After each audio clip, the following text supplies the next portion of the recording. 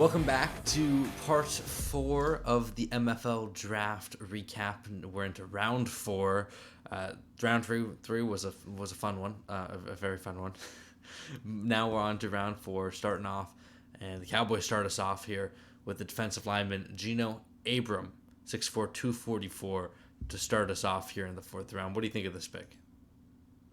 I mean, it's like we've been saying with these last couple guys that have come off the board. Uh, a little bit small, but really shows up. He's not as strong as Masters or Burke were before him, but he is going to be really solid when it comes to uh, making plays where you're looking for a run stopper. He can get off of a tackle like it's nothing. This guy's bread and butter. He is quick. He has a lot of hand movement. That's going to get him very far. And he's also a surefire tackler. So he is going to be able to get off blocks and he's going to be able to stop people. Great run cover defensive end. And he's not the fastest guy in the world. Um, he's middle of the pack, probably on the lower side. So he's not going to be a guy that's going to chase down anybody, but he is going to be very solid in the middle, making sure that no one's getting outside of his grasp. Yeah, 6 sacks in his career with UFS, with the Long Island Devils. So both of the two Devils defensive line stars, Sawyer Masters and Gino Abram, both getting drafted in the first 4 rounds. Takes us to the next pick, 20th overall, tackle for the Commanders, Hugh Glover, 6'6", a big man, 6'6", 310, and he's also 25 years old. Yeah, another guy that is absolutely strong as an ox, and he's relatively fast. Also, like he's not the fastest. We got David Banner is here, so he's like he's the transitioned fullback, tight end hybrid player. So of course he's going to be faster than the guys who've been training an offensive line for their whole careers. But Hugh Glover is right up there with he's in that next tier of guys. Um, really strong player, and he's able to use it too. Like he's not just strong for the sake of it. He's a very good, uh, strong blocker, along with being able to have some technique behind it. So he's very solid. I think this is a great pick as far as where who was on the board. I think this was very solid for talent and the age of the player. I agree with that. Moving on to our next selection, another offensive lineman. So the Seahawks start with Nick Molyneux, then proceed to go 3 straight offensive linemen, and they'd select center Glenn Bork, 6'4", 271. What do you think about this strategy of going quarterback and 3 straight O-line? So I mean, you could see it in two ways. You could see this as I'm trying to hurt other teams by making sure I have all of the best talent. And I think from that standpoint, you are going to be taking away talent from other people. On the other hand, it's building the best offensive line you can, which can be very could be very good. But if that's going to cost you from getting, say, a solid defensive line because of the run that we're seeing a bit here, then that could come back to bite you in the end. But I don't see anything wrong with getting talented players. Glenn Bork is a very talented player, but I'll let you tell them more about how talented this guy actually is. Yeah, Glenn Bork, if I pull up, he played, we'll find out, hold on, for the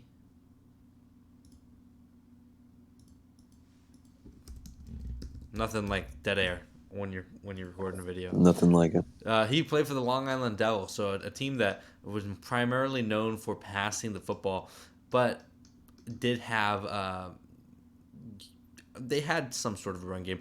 It's hard to really be able to judge him properly here because uh, if we're going to be honest, the offensive line, the run game struggled mightily uh, for the Devils, but that's hard. It's hard to pin it onto just one dude. And in fact, actually, if you look at the yards before contact, they were about the same as the Montana Big Sky and actually close to what the Axemen did offensive line wise, but their running backs weren't able to capitalize it on it like the way that Ben Gray was with the Axemen. So We're a bunch of sleepy boys at this point in the night. the Insomniacs, as you can tell, we may or may not be recording this video late, but I think that he has his past blocking prowess is where you draft him for, and or his past blocking prowess is probably what you draft him for. That ability at center to read the defense, to get the offensive line in the right spot and right position, and to be that stalwart guy to work with Nick Molino. I think it's a solid pick, shoring up the trenches, and games are won and lost in the trenches. Moving on to the 22nd overall pick, we have a skill position. Chargers select halfback Shelton Massey, 6'1", 212, 25 years old, and he's coming over from the Chicago Rush of the UFS. And another guy that did really well in the minor league games that I saw him play in. He splitted some of the starts, so he didn't get as much volume, I would say. But in the times that he was on the field, he was really a guy that was dynamic. That's the one thing I would say for him. Dynamic. He was always making plays, always making more than he needs to, or a normal person would. He's not going to be the strongest, but he is very fast, very agile. He's going to be able to um, use his body in ways that like just defy description, and how the defense is not ready for what he gives, especially between the tackles. So I think that Shelton Massey, a great addition to this offense, which already had Nemo Ellsworth and Ray Boone on it. This is going to be a really, really talented team as far as offensive firepower. That's for sure. And in the UFS, he finished with 904 yards, which is a little bit misleading because he did average 4.6 yards per carry, which is only zero point 0.1 worse than what Ben Gray did. Ben Gray just had over 100 more carries. This is a guy very talented and with a chance to not have to be that number one dude. You have Ray Boone, you have Nemo Ellsworth, you have other people take the pressure off. It's going to be interesting what he can do in that role that he's in on that team. And like you said, that team's coming together offensively completely.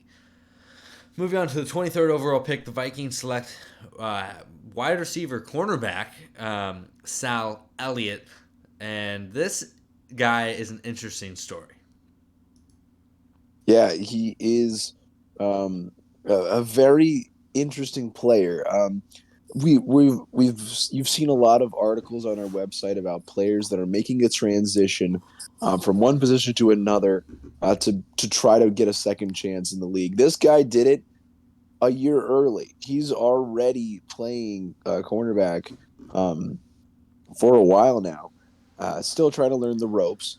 But he was playing corner for Des Moines, and he has his struggles, but he's still a young player, still trying to find his feet. But he has a lot of great athleticism. This is going to be a guy that's going to be able to keep up with wide receivers, no matter who they are, and a guy that's going to be able to catch up to players streaking away. So at the very least, you're getting a guy who could be very, very good on special teams, and he's going to be the guy that is going to catch people that you missed on. So I think that that's a talented player to have. We'll see if he becomes more than that. But the familiarity once again coming through with this pick. Yeah, for sure. A second in the UFS in interceptions with 6. Elliott obviously showing off those wide receiver hands in that situation there. It'll be interesting to see if the Vikings decide to put him back at receiver or they run him full time at corner because obviously, obviously, as I had some technical difficulties, sorry. Obviously, he can play both those positions at least to a decent ability. You mentioned he got burnt a few times at cornerback, but that happens, especially when you're transitioning from wide receiver. So with a little bit more time under his belt, we'll see what happens here. Moving on to the final pick of the fourth round, number 24 overall, we have the Jaguars selecting wide receiver 6'3", 203 from the Alaska Axemen. A shocker. Axemen going to the Jaguars. We have the speedster, Robbie Paxton. And when you say speedster, it doesn't even begin to describe this man. He is lightning in a bottle. This guy can outrun anyone on your team. Even the guy we just talked about. He's going to be probably the fastest player in the league. And now we're adding that. We're adding that to Ben Gray and Cody Miller. Are you kidding me? This offense is insane. They're going to do so much if they're able to use um, if they're able to build a great strategy. This is going to be a team that's going to be very, very difficult to defend because you're really going to have to rely on the fact that you, as a defender, can keep up with them, both physically and mentally. And that's going to be very, very difficult to do. But Robbie Paxton himself, insane athlete and would be great on any team. Yeah, Robbie Paxton was a guy that people were a little concerned about coming out of college because of an injury. He had, I think, an ACL in college, but put those fears to rest, averaging 20 yards per catch, 1,200 yards, 10 touchdowns. This guy was an absolute monster. One thing to look That's out Josh for. Butterly numbers. Yeah, right? One thing to look out for, though, the number one receiver from the UFS season one, Doyle Bull, still on the board. 1,800 yards receiving in just 12 games for Doyle Bull. Wow. 109 receptions. That man was an absolute beast. And look for the next time. If he's on the board next time the Jaguars are picking, I'm just saying. Cody Miller, Doyle Bull The connection. offense can't get any better. I cannot believe it. It could happen. You have a Doyle Bull Robbie Paxton combo. That could be pretty filthy, but we'll have to wait and see. That's the end of the fourth round under this recap video. So thank you for sticking around to watch this video and check out the other ones and join the league. Follow, the channel and stuff like that, and you'll get more sports content. But until next time we see you, I'm Hammer. He's Noah, and we'll see you.